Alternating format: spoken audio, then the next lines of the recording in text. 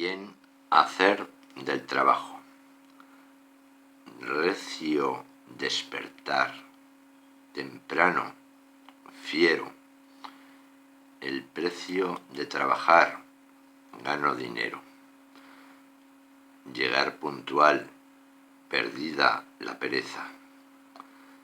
Dar señal de vida con presteza. Autobús matutino y temprano.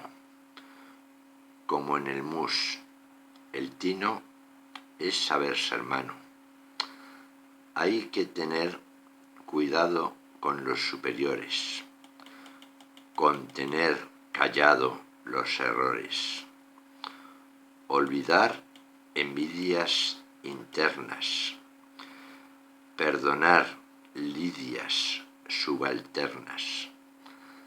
Cada cosa a su hora y todo en su lugar.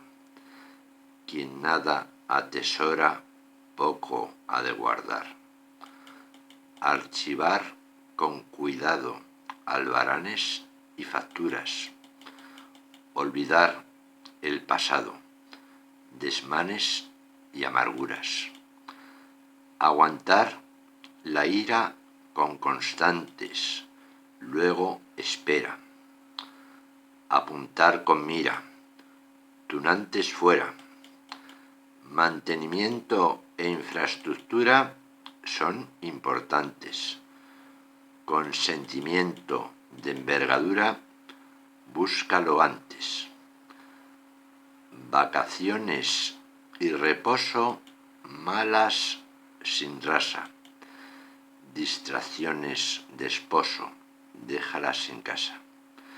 Tenacidad, constancia, ser perfecto.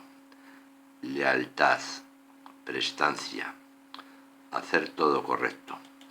Son textos de Miguel de Asén.